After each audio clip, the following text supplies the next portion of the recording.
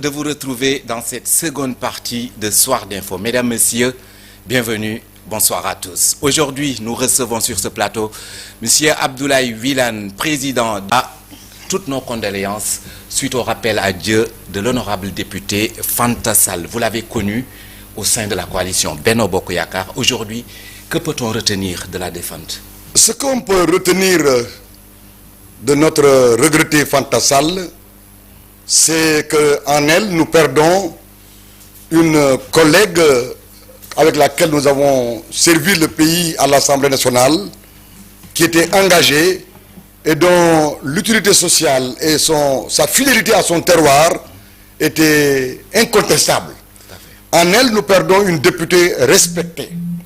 Et je voudrais, au nom de mes collègues de la 13e, de la 14e législature, au nom de l'ensemble des élus de la région de Kaffrine, offrir nos condoléances, mais accepter bien sûr les condoléances que vous nous présentez.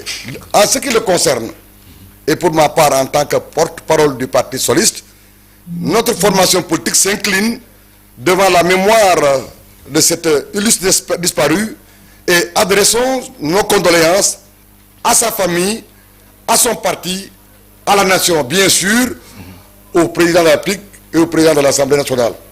Que la terre de Koungheul lui soit légère. Et la rédaction TFM également présente ses condoléances à sa famille et à sa formation politique. Alors, la Fondation Abdou Diouf Sport Vertu va dérouler à partir du 2 septembre une série d'activités visant à rendre hommage à l'ancien président sénégalais, en l'occurrence Abdou Diouf. Au-delà du cadre festif, quel est l'objectif de cet hommage que l'on rend au président Diouf? Je voudrais d'abord, au nom du Parti socialiste, féliciter les membres, les dirigeants de la Fondation Abdou Diouf Sport Vertu pour leur constance, pour leur sens élevé de la fidélité, mais également pour leur capacité d'initiative qui reste inextricable à cette marque de fabrique propre au président Abdou Diouf. Vous l'avez dit, 90 ans du président Abdou Diouf, ça se célèbre. Absolument. Surtout dans le cadre d'une action de grâce pour avec lui rendre grâce au Seigneur, mais également continuer à prier pour le peuple sénégalais et souhaiter qu'Abdou Diouf, son épouse, sa famille, ses amis restent encore longtemps en vie, jouissant de toutes leurs facultés et de leurs capacités pour continuer à donner un exemple au peuple sénégalais et à servir l'humanité. Abdou Diouf incarne la dignité républicaine. Abdou Diouf incarne la continuité démocratique. Abdou Diouf incarne, pendant qu'il était aux responsabilités, et peut-être même jusqu'à présent, une diplomatie apaisée. Un homme d'État, avait-on l'habitude de dire. Tout à fait. À 90 ans, il reste une référence de sobriété et de vision. Au Parti socialiste et avec la Fondation Abdou Diouf Sport Vertu, nous célébrons son legs à la jeunesse sénégalaise, son legs à tous les fonctionnaires, toutes générations confondues, son legs à toute la classe politique, pas seulement sénégalaise, mais africaine, voire mondiale. Souvenez-vous, voilà 25 ans qu'Abdou Diouf n'est plus aux responsabilités d'État. Il n'a jamais gêné Abdoulaye Wade. Jamais. Il n'a jamais gêné Macky Sall. Et je peux vous dire et vous garantir que le président Abdou Diouf, cet enfant de Louga, produit de Saint-Louis, cet homme taillé dans le bois rare des grands hommes, ne gênera pas le président Bassirou Diomaye Faye et son gouvernement que dirige le Premier ministre Ousmane Sonko. Il ne nous reste plus qu'à souhaiter que les Sénégalaises et les Sénégalais, chacun dans son domaine, chacun à travers son Abdou Diouf, se saisissent de la période qui nous sépare au 7 septembre.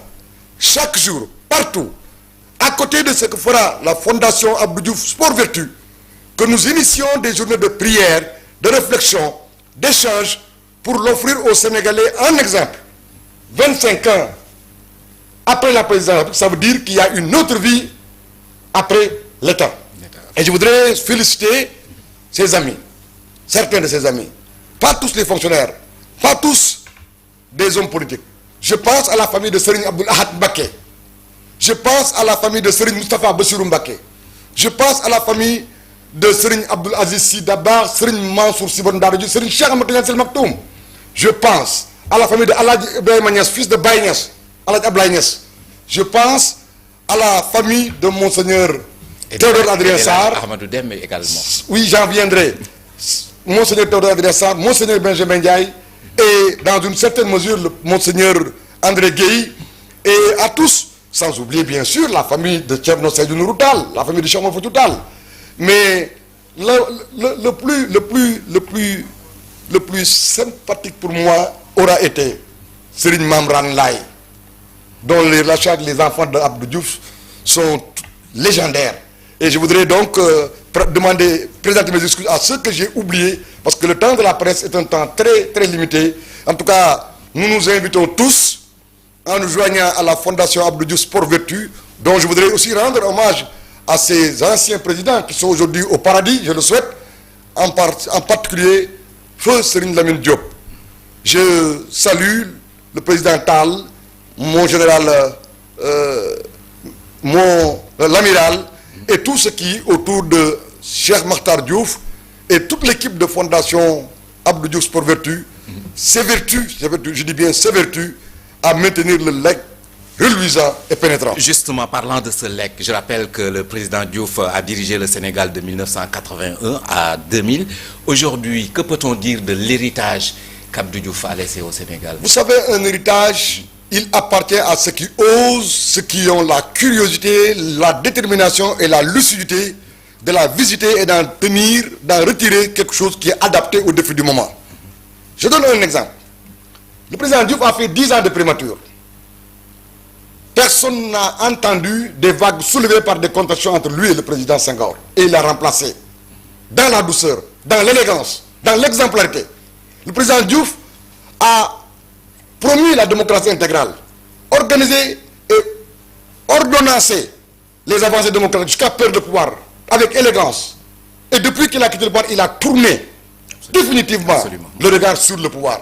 Restant à la disposition de l'État, on le consulte, on vient à lui, on apprend de lui, on l'invite à participer à la solution des problèmes du monde, mais il le fait toujours avec une exquise urbanité, avec une discrétion légendaire.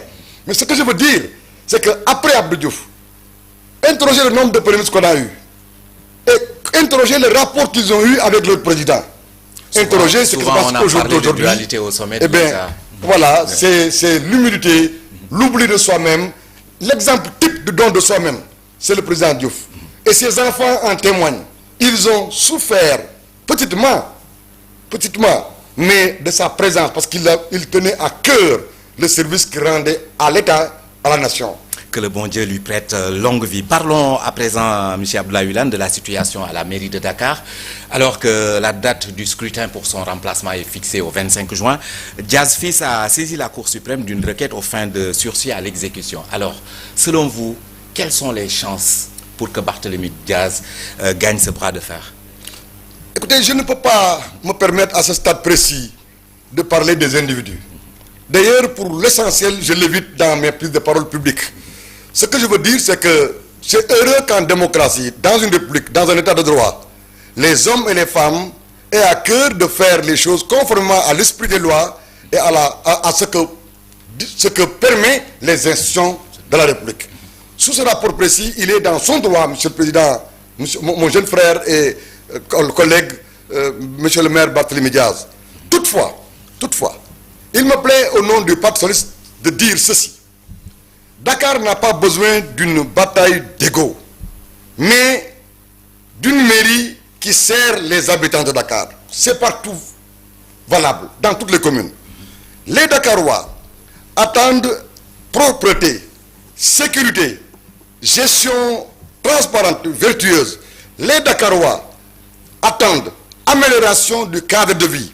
Les Dakarois attendent gestion transparente, mais réduction des comptes avec le principe de l'imputabilité et de la redevabilité. Est-ce à dire que la mairie de Dakar ne s'attaque pas à ces problèmes? Non, je dis... Vous avez dit Dakar a besoin. Oui, parce que c'est ça qui est le besoin dans toutes les collectivités territoriales. Que l'administration locale redevienne une maison au service du peuple, pas un champ de bataille politique et politicien. La mairie de Dakar doit être une maison des citoyens et pas un champ de bataille où on se crêpe les chignons entre pouvoir central et pouvoir local, ou entre administration locale et assemblée élue pour administrer librement Cela veut dire souverainement les collectivités conformément aux attentes de ces populations, de ces habitants, de ces citoyens qui ont élu une équipe municipale ou une équipe de département. Alors, l'Assemblée nationale est en session extraordinaire depuis le 18 et ce pour 15 jours. C'est pour les besoins de l'examen et de l'adoption des 4 projets de loi relatifs à la réforme de l'OFNAC, à la déclaration de patrimoine, au statut et à la protection des lanceurs d'alerte, mais également à l'accès à l'information. Ce sont des lois complètement en phase avec la rupture promise par le pouvoir. En ce qui me concerne, ancien parlementaire, je voudrais profiter de l'occasion pour encourager, après avoir souhaité un mandat rempli de succès, de hauts faits qui marquent l'histoire, à tous les parlementaires de l'État du Sénégal, les élus de la nation qui sont les seuls représentants du peuple. Oui, certaines de ces réformes semblent aller dans le sens historique voulu par les Sénégalais. L'OFNAC sonne comme une promesse d'indépendance. Mais encore que sous tutelle présidentielle, tant que l'OFNAC dépend d'un décret présidentiel, l'OFNAC reste, à ne pas en douter, un organe fragile. J'allais dire que l'OFNAC risque, et il faut que nous y travaillions pour que ça n'arrive pas, l'OFNAC risque d'être un bouclier anticorruption, mais téléguidé. Les lanceurs d'alerte. Là aussi, c'est une volonté de leur garantir une protection juridique. Elle est la bienvenue. Mais cette protection juridique risque de conduire à des abus et à des manipulations. C'est pourquoi. Expliquez-vous comment ces abus. On ne protège pas des lanceurs d'alerte avec des slogans. On les protège avec des garanties, avec des textes clairs. Justement, c'est la raison. Mais justement, la focalisation sur l'urgence pose problème. Et ce que je dis, je ne suis pas le seul à le dire. Certaines organisations de la société civile pensent la même chose que moi. Hier, et il y a eu... de là où je suis, mon point de vue, mon alerte, pour faire dans la mode, malheureusement les modes finissent toujours par mourir de leur belle mort. C'est comme les rumeurs. Les rumeurs entretiennent les rumorivores, mais les rumeurs finissent toujours par mourir de sa belle mort dans l'oubli.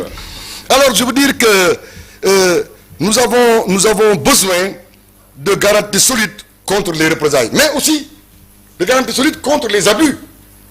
Ah oui, il ne faut pas se perdre de vue que dans ces conditions-là, il y a une manière de garantir une protection juridique qui puisse aller vers ce que j'appelle moi le WRNT. Et je combats le WRNT dans un pays où les valeurs irriguent nos actions de tous les jours. Donc, ce que je veux dire, c'est qu'il faut une extension positive, mais avec un contrôle fiable de ce qu'on pourrait appeler les publications sélectives. Il faut que sans impartialité, dans la délibération de ceux qui sont appelés à traiter de cette question-là, nous préservions l'honorabilité, la dignité des citoyens sénégalais. En tout cas, ce que je souhaite, c'est que ce ne soit pas un instrument politique, mais un instrument, un outil de transparence. Voilà, sur ce qui est de cette question-là. En ce qui concerne maintenant l'accès à l'information, là aussi, c'est une très bonne nouvelle. Mais on me dira, dans l'absolu, il faut considérer que c'est une avancée démocratique.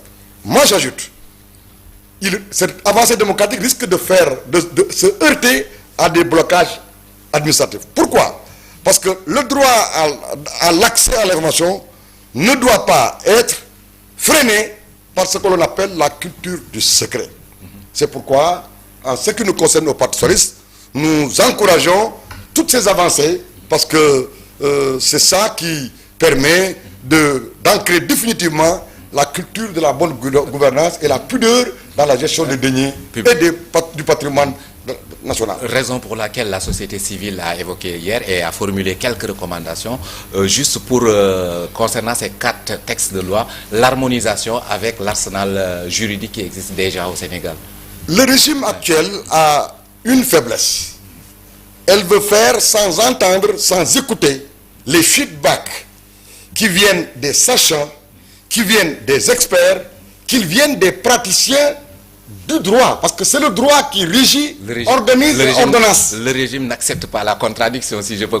Je les exhorte à avoir une démarche inclusive de collecte d'informations et de formulation, pas forcément vulgaire, collective, mais de formulation inclusive de ces lois, parce que nous avons dans un pays comme le nôtre suffisamment de ressources humaines pour, comme toujours, produire des textes d'anthologie, des textes qui font référence. Et qui ne vont souffrir d'aucune ambiguïté. Et bien voilà, et qui traversent le temps et qui ne seront pas considérés comme des textes de revanche, de règlement de compte, parce que la revanche et le règlement de compte ne sont pas éligibles chez les hommes d'État.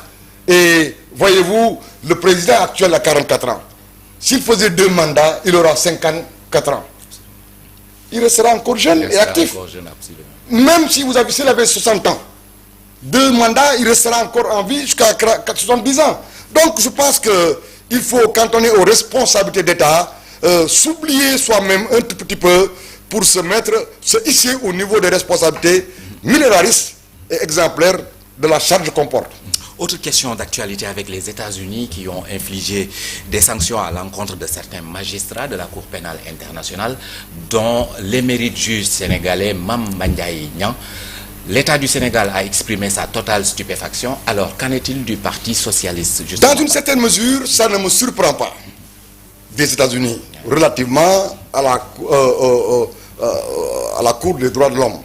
Vous connaissez un peu les réticences et les actes, les effets de menton que nous notons ça et là dans le Conseil des Nations et par rapport à cette question-là. Mais ce que je veux dire, c'est que la doctrine du Parti socialiste, depuis les indépendances, a été que sur les questions relatives à la diplomatie et à la politique extérieure, tous les acteurs politiques, tous les citoyens doivent faire corps avec leur président et leur gouvernement. Sous ce rapport, nous applaudissons, félicitons le gouvernement pour ce qu'il a fait. Mais la diplomatie ne se fait pas sur la base des effets de menton ou des coups de tête.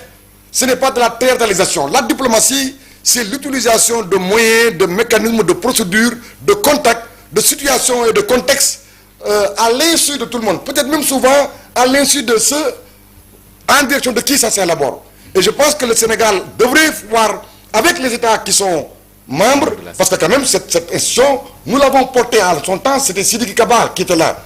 Il avait même été question à un moment donné que son directeur de cabinet il soit nommé. Puis l'actuel président de l'UMS avait été pressenti. Et c'est aujourd'hui qu'un Sénégalais qui ne manque pas de niveau, de qualité, de valeur et de prétention légitime, qui peut servir là-bas ou ailleurs, qui est en situation et qui est en spectacle avec les États-Unis. Et je pense que la qualité de ressources humaines de nos diplomates, les canaux souterrains, les canaux latéraux, qui peuvent permettre de dégrossir la pierre, d'arrondir les angles, d'arriver à des points de vue partagés, concertés, ou en tout cas devraient pouvoir nous aider, nous préserver de cette théâtralisation. J'ai l'impression que le gouvernement agite cette question-là de manière frelatée pour camoufler les urgences et les priorités qui sont ailleurs. Parce que souvenez-vous quand même, mon collègue député Guy Marius Sagna n'avait-il pas été bastonné, c'est exactement lui-même qui le dit, à Lomé, alors qu'il était élu du Sénégal, député, élu par l'Assemblée du Sénégal, représentant notre pays au Parlement de la CEDEAO. Est-ce qu'il y avait eu ce bruit-là? Est-ce qu'il y avait eu cette agitation frelatée? Bon, moi je pense que nous avons suffisamment évoqué cette question-là, ça passe, vous savez, dans les relations entre les pays, que ce soit des pays voisins, des pays limitrophes ou des pays partenaires, il peut toujours exister des problèmes, mais il faut de la hauteur, il faut de la vision. Est-ce que cet épisode est censé et peut entacher les relations entre Washington et vous savez, entre les pays, c'est plus les intérêts qui structurent les relations que des questions d'état d'âme ou voilà. Je souhaite très vite que cette question soit dépassée, mais je voudrais en profiter pour rendre hommage aux parents de ce magistrat, rendre hommage au système sénégalais de l'école publique, de l'éducation nationale, de la formation professionnelle à l'ENA par exemple, qui produit des hommes comme ce magistrat, à qui nous adressons nos prières et nos encouragements pour qu'ils tiennent debout, qu'ils restent zen et qu'ils qu'il continue à faire son travail en étant totalement en phase avec les orientations de son chef d'État, de l'État du Sénégal et des diplomates ainsi que le gouvernement chargé de mettre en œuvre la politique extérieure et la diplomatie sénégalaise. Merci beaucoup. Abdoulaye Wilane, je rappelle que vous êtes le président du conseil départemental de Kaffrine, par ailleurs porte-parole du Parti socialiste. Merci à vous de nous avoir prêté attention. C'est moi qui vous remercie. Et bonsoir.